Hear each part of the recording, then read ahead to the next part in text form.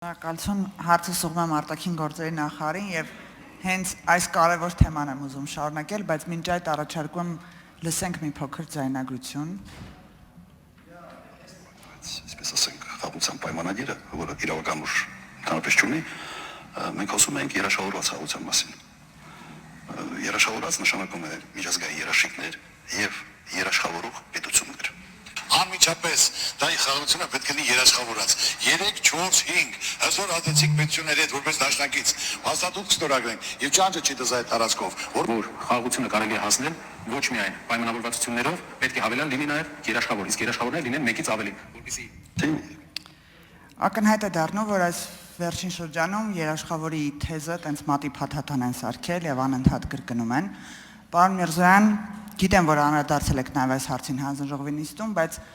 անկեղծ պետք է լինեմ ու հիշենք մի շրջան, երբ մեր Հայաստանի Հանրապետության ԱԳՆ-ն ինքն էր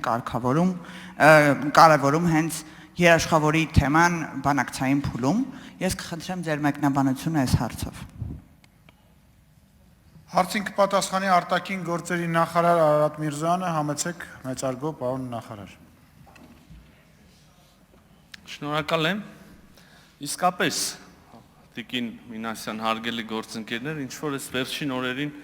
մեր ընդդիմադիր խմբակները երաշխավորացավ են կպել, հիմա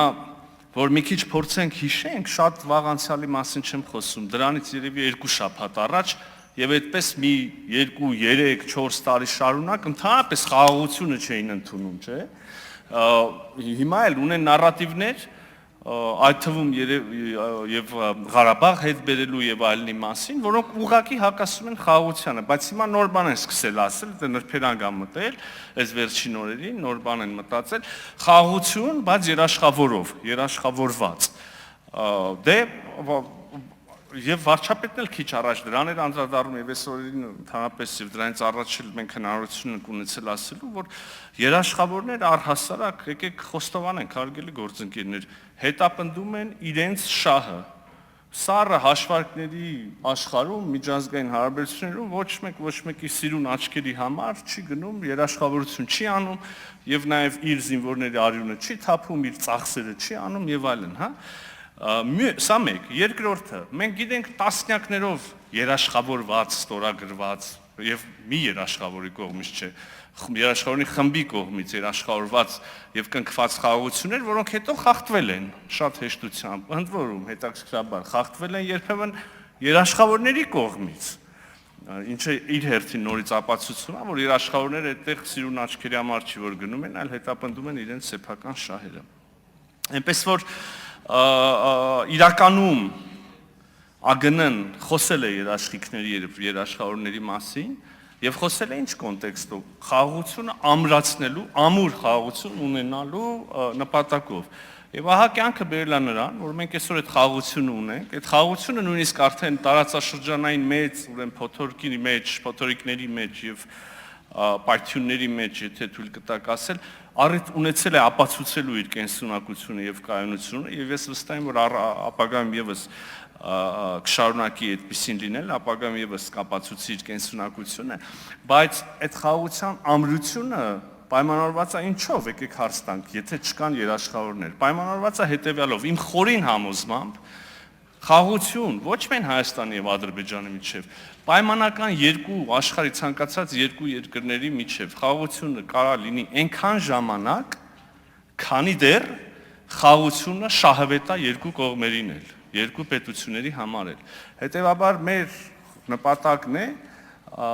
ստեղծել այնպիսի փոխշահավետ, ուրեմն փոխկապակցվածությունների, փոխլրացումների, փոխօգնությունների, համագործակցության, հանդուրժողականության համակարգ, մեխանիզմ մթնոլորտ, որտեղ եւ Հայաստանի համար, եւ Ադրբեջանի համար շահավետ լինի առհավետ պահպանել միմյանց միջև խաղաղությունը։ Ես նաեւ առաջանցնելով ասեմ, առողջություն այդքան էլ ճիշտ, պարոն նախագահ, ուրեմն առաջանցնելով ասեմ նաեւ, որ մենք արդեն կարծես թե տեսնում ենք այդ մեխանիզմների ստեղծումը դրանք եւ քաղաքասարակությունների միջև երկխոսությունն է դրանք եւ ուրեմն տարանցիկությունն է եւ երկկողմ առևտուրն է, այնպես որ նորից ամփոփելով այդ երաշխավորացավը, դա էլ իր այրթին հիմա որ արձագանքենք կասեմ, էլի, ամփոփելով խաղաղության ամրությունը ոչ թե երաշխավորներով է, այլ փոխշահավետությամբ եւ երաշխավոր ունենալու ցանկությունն էլ մի այլ ուրեմն մղման, մի այլ ցանկության դրսևորում է, որի մասին արդեն չչարաշահեմ ձեր ամփոփությունը արձագանքից հետո կասեմ։ Եթե կա։ Այստեղ հարցն նրանում է, որ մենք ժամանակին ինքներս պնդելով դրանում այդ թեզը արտեսել ենք արձագանքները եւ հանրային արձագանքները նաեւ Ադրբեջանի կողմից, որ Ադրբեջանը հրաժարվում էր բանակցությունների փուլ մտնել երրորդ կողմի միջնորդությամբ։ Եվ այս մասով շատ կարևոր է նշել, որ ընդդիմությունը առաջարկում է հետ գալ, մեկ քայլ հետ գնալ, երկու քայլ հետ գնալ, ելի նույն վիճակին, երբ կոնֆլիկտը սառած չէր, կոնֆլիկտը արկա էր եւ մենք բոլորս անդադ փորձում էինք լուծումներ գտնել, իսկ խաղաղության պայմանագրի, նախաստորագրված պայմանագրի եւ խաղաղությանը թեմայով ընդհանրապես իրենց հեգնանքը եւ թերահավատությունը կանում է նրանում, որ նրանք այլընտրանքային առաջարկ չեն ներկայացնում։ Այստեղ շատ կարևոր է այս երաշխավորների թեման ի հայտ է եկել այդ այլընտրանքային առաջարկի բացակայությունից ինձ թվում է։ Կուզեմ նաեւ այս այլընտրանքային առաջարկը, որը կարող է լինել ընդդիմության կողմից, լսել ձեզնից պատասխան։ Քիչ տարօրինակ է, որ ես պետքա հնչեցնեմ ընդդիմության կողմից հնարավոր այլընտրանքային առաջարկը, թող մի քիչ չարչարվեն իրանք մտածեն ինչ այլընտրանք պետքա առաջարկեն, կարծում եմ փորձել են եւ չի ստացվել, չկա այդ այլընտրանքը Տիկին Մինասյան։ Ես քիչ առաջ ասեցի, ուրեմն ասում էին խաղաղություն պետք չի, այս խաղաղությունը պետք չի, մենք պետքա այս հետ բերենք, այս անենք, անենք, հետո տեսան այս ուրեմն մոտեցման սնանկությունը եւ հիմա ասում են հա խաղաղություն, բայց արժանապատիվ, հա խաղաղություն, բայց երաշխավորով, հայ ես նենց կուզեի, ախր դե չեն գալ, ինչ անեմ, ես էլ շատ առիթ չեմ ունենում իրենց այդ բանավիճելու։ Մի հատ ասենք, լավ, համաձայն ենք, տենց, մի հատ կարակ բացեք ձեր պատկերացրած խաղաղությունը կետերով, ո՞նց է ալնում։ Վստահ եմ, չեն կարա երկու կետ էլ ասեն, մի կետ էլ չեն կարա ասեն։ Ասելու են նույն խաղաղությունը, ինչ որ մենք նկատում ենք, որ ասում են բան, Ղարաբաղցիների վերադարձ, որ ասում ես, խնդիր չկա,